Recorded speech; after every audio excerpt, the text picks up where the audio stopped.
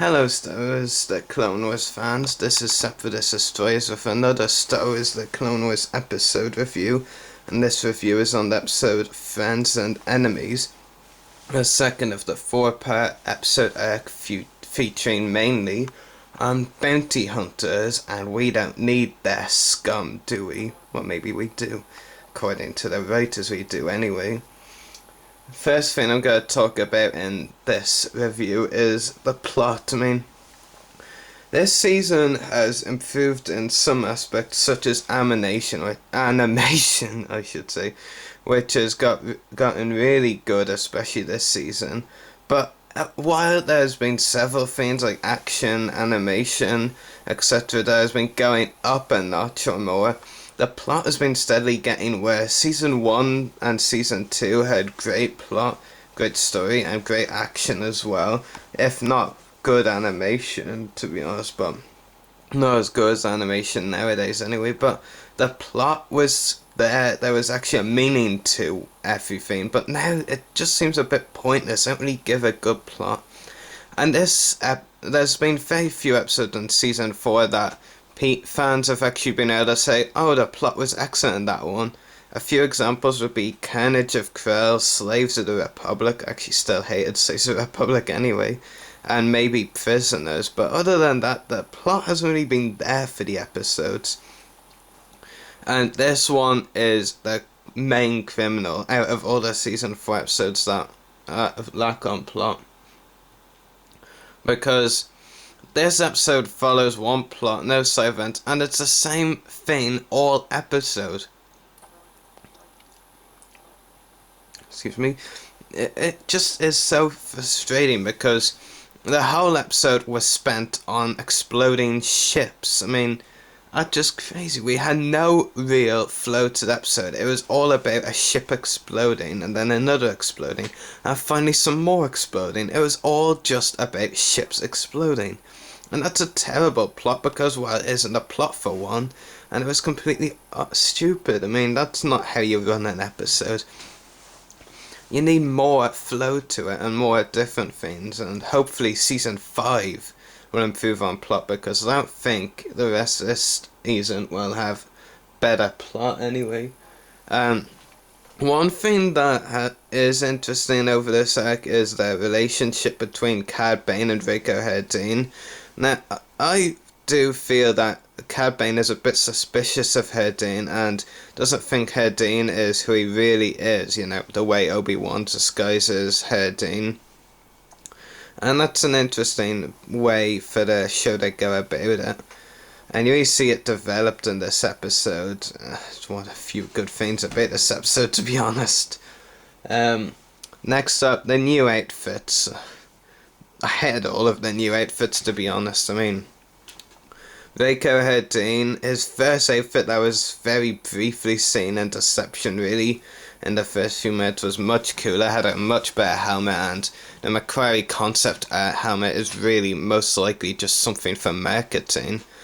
And Cad Bane's, I much prefer his old look. The new look is okay, but there are some aspects of the old look I much prefer. And lastly, and the main criminal outfit is Moralo Evals, because if you don't know me well enough, then you don't realise how much of a Dengar fanatic I am. Well, on the trivia slideshow for this episode, they said that Moralo Evals' outfit is taken directly from Dengar's, basically, with some adjustments and different paint job, but effectively it's an ultimate middle finger for the Dengar fanatic that I am, because I know he's coming soon, but if I didn't know that, I'd be thinking like, oh, this is the closest I'm going to get to seeing my favourite bounty hunter on this show, but thankfully Dengar is coming, and hopefully he'll come Moralo Eval for me and take the outfit that is rightfully his. No offense to Mr. Steven Stanton there, he does a great job voicing Eval, but I've grown to really dislike the character, and that's not just for that reason alone a bit though, but whatever. Another thing that I found interesting was the Biff and the Thorians in this episode, mainly just alien species. It was cool that the Biff actually talked in their own language, or in a non-basic English language. So that was kind of cool, but the avoiding with the translator, I mean, some people have said it was a nice idea. I personally hated it. I mean, why don't you just give every non-basic speaking character a translator and then it won't be so hard for characters to understand each other, you know, like the Riot Control clones and that Euphorian back in Duchess of Mandalore. I mean, it just seems silly to do it now. Another thing is the Ben Kenobi references. I quite like these in this sec. They fit in very well with the story and they're good references to include.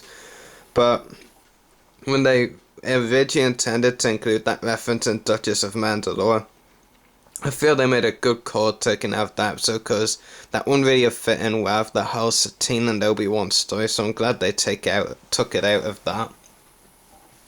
Next up is the Palpatine Anakin scene. This was a very interesting scene to include in that episode and I quite liked it. Of course, Anakin was being his usual, having his personal issues again and again, but you know, it's always coming, so you might as well get used to his personal issues. Palpatine was really cool, and I might add rest in peace to Ian Abercrombie, or however that name's spelled, the voice actor for Palpatine, who passed away a couple of days ago, so may he rest in peace. He was a great man and a great voice actor. Cameos as well. There was quite a few in this episode that I like to talk about. First up is the 501st Legion making a cameo outside Palpatine's office of all places. I know they've said that Rex is going to take Palpatine to Naboo or something, but really I don't get that, because not only was the 501st Rex staying outside his door, which the security clones, you know, the Shockies, are meant to do, but it's they're supposed to, like, the Shockies are meant to deliver Palpatine places as well, like Naboo. So why are the 501st doing it? And the only reason that comes to mind, and this is definitely attacking the show, is because they must have Rex of all clones on appearing. I mean, they're literally trying to force him into everything now after he didn't appear much in the first half of season before the Umbara, because that actually was 4 episodes in the first half. Sorry about that. The end scene really was the only thing that I liked about this episode, and even then it had its flaws. The episode had gone, there was so much episode gone that the end scene came out very rushed. The Anakin vs Bane fight on the ships was very cool.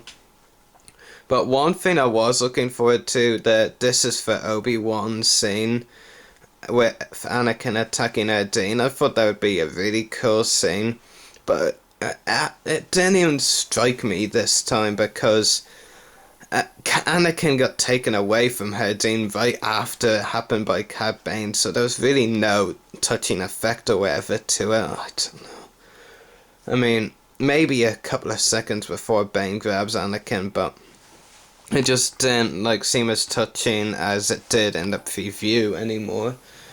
Anyway, I'm gonna give this episode a major bad rating, because this was a major bad episode. You either love it or you hate it, really. And for those of you who say, well, why don't you mark it up a bit because your favourite characters win it, or whatever thing you want to say about that, have it high because your favorite characters are up. This episode did include some of my favorite characters, like Cad Bane and Obi-Wan are among my top 10 of all time in Star Wars history. But it was just so bad that really counted for nothing. I mean, there was some banter here and there between them, but it was just a waste of an episode, really, and I don't see why this was necessary. I mean, it spent all its time on the same plot over and over again. We could have, had a 3-episode arc, and I don't know. All I'm saying is, this episode was pretty unnecessary, and I don't know why they didn't consider that. Next week's episode should be much more interesting. It's called The Box, though. In the preview, it looks more like a cube, to be honest. And the preview clip for me beats all that we saw in this episode I'm reviewing of Friends and Enemies. It just looks like it's going to be so much better than this one.